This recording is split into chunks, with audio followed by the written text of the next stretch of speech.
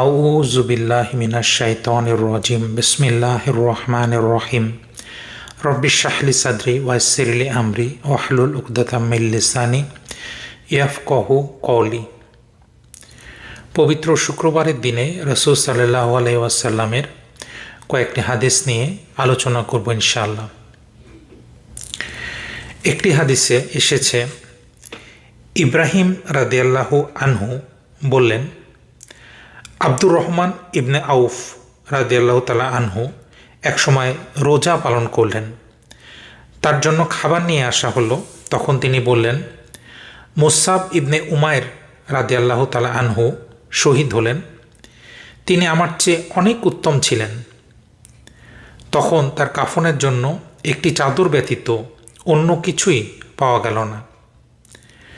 যদি তা দিয়ে তার মাথা ঢেকে দেয়া হতো তাহলে তার পা বের হয়ে যাচ্ছিল, আর যদি পা ঢেকে দেয়া হচ্ছিল তাহলে তার মাথা বের হয়ে যাচ্ছিল। তারপর আমাদের জন্য দুনিয়াকে খুলে দেয়া হলো। আমাদের ভয় হচ্ছে আমাদের জন্য সব কি দুনিয়াতেই দিয়ে দেওয়া হলো নাকি। অতঃপর তিনি কান্না করতে লাগলেন এবং খাবার ছেড়ে উঠে গেলেন। হাদিসটি এসেছে বুখারী শরীফে।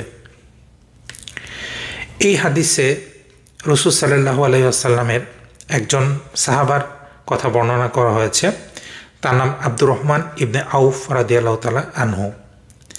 একসময় তিনি রোজা পালন করলেন এবং তার জন্য যখন খাবার নিয়ে আসা হলো তখন সেই খাবার, অনেক খাবার ছিল, প্রচুর পরিমাণে খাবার ছিল, ভালো ভালো সুস্বাদু খাবার ছিল।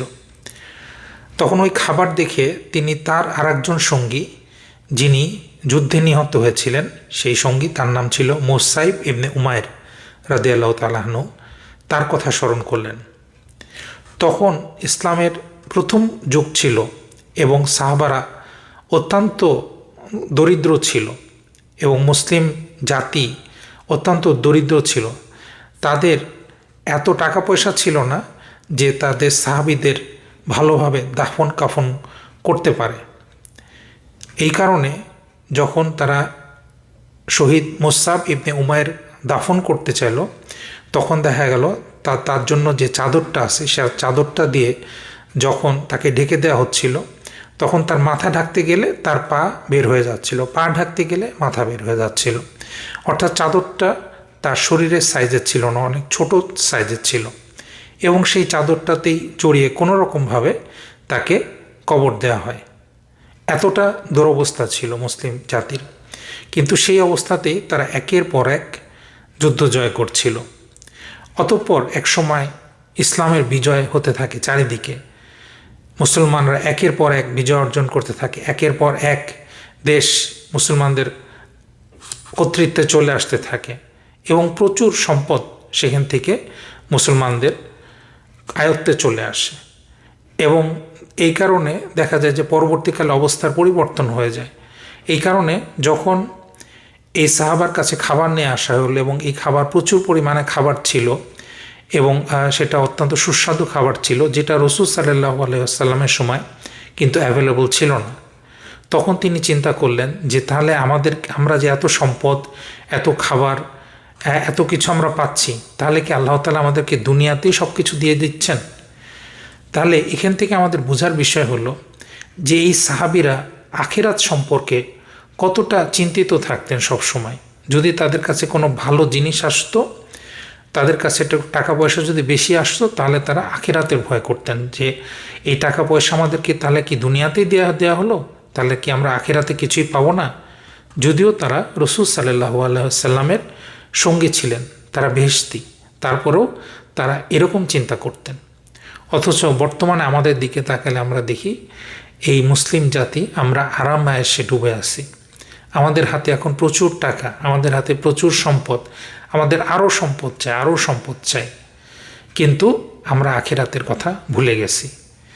তাহলে সেই সাহাবার মতোই বলতে হয়, তারা কি আমাদেরকে দুনিয়াতেই সব কিছু দিয়ে দেওয়া হলো, আখিরাতে কি আমাদের কিছুই দেওয়া হবে না? এই ভয়টাই আমাদের পাওয়া উচিত একজন মুসলিম।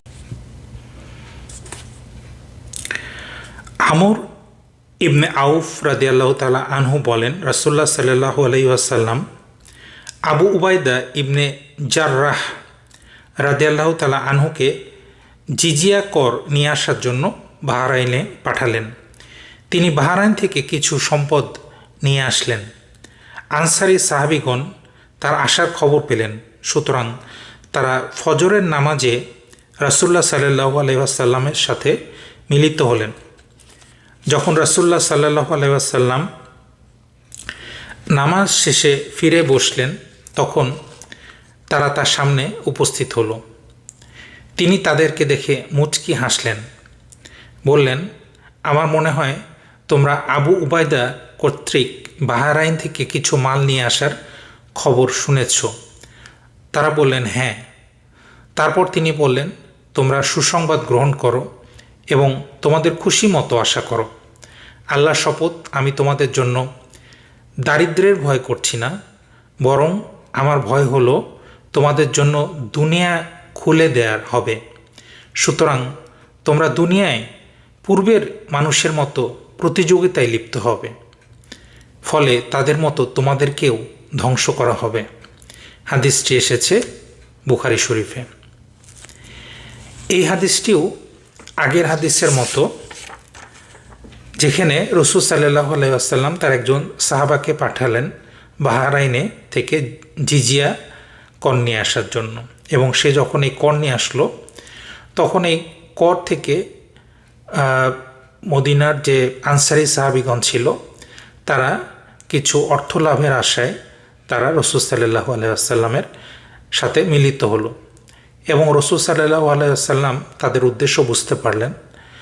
তখন তিনি মুচকি হাসলেন এবং তিনি গুরুত্বপূর্ণ একটা কথা বললেন যে, তোমাদের আমি দারিদ্র্যের ভয় করছি না। কারণ রাসূল সাল্লাল্লাহু আলাইহি ওয়াসাল্লাম জানতেন যে এই আরব জাতি ভবিষ্যতে তারা দরিদ্র থাকবে না, তারা ধনী হবে। কিন্তু রাসূল সাল্লাল্লাহু আলাইহি ওয়াসাল্লাম বললেন যে, তোমাদের ভিতরে আমি দেখতে পাচ্ছি যে তোমাদের ভবিষ্যতে তোমরা অর্থের জন্য, প্রাচুর্যের জন্য প্রতিযোগিতায় লিপ্ত হবে। যেভাবে আগেকার মানুষরা প্রতিযোগিতায় লিপ্ত হতো অর্থের জন্য, এবং এই প্রতিযোগিতার কারণে তারা আল্লাহর রাস্তা থেকে দূরে সরে যায় এবং ধ্বংস হয়ে যায়। এবং তোমাদের ভিতরেও ভবিষ্যতে এই প্রবণতা দেখা দিবে। এবং আসলেই আজকে যদি আমরা দেখি, তাহলে আরব জাহানের দিকে আমরা তাকালে দেখতে পাবো যে তাদের ভিতরে কোনো দারিদ্রতা নেই, দারিদ্রতার ভয় তাদের নেই। তাদের আছে অর্থ সম্পদ, প্রচুর অর্থ সম্পদ, এবং অর্থ সম্পদের প্রতিযোগিতায় তারা লিপ্ত। একজন সুউচ্চ অট্টালিকা তৈরি করতেছে আরব আমিরাত, তার থেকেও সুউচ্চ অট্টালিকা তৈরি করতেছে সৌদি আরব। তারা একে অপরের সাথে সম্পদের প্রতিযোগিতায় লিপ্ত, এবং রাসূল সাল্লাল্লাহু আলাইহি ওয়াসাল্লাম তাদের জন্য এই ভয়টাই করেছিলেন, এবং রাসূল সাল্লাল্লাহু আলাইহি ওয়াসাল্লাম তাদেরকে সতর্ক করেছিলেন। কিন্তু আজকের দিনে দেখা যাচ্ছে যে আমরা সেই সতর্কতার দিকে ভ্রুক্ষেপও করছি না, আমরা শুধুমাত্র সম্পদের প্রতিযোগিতায় লিপ্ত হয়ে আছি। আল্লাহ রাব্বুল আলামিন আমাদের সকলকে বুঝার তৌফিক দান করুন। আসসালামু আলাইকুম ওয়া রাহমাতুল্লাহি ওয়া বারাকাতুহু।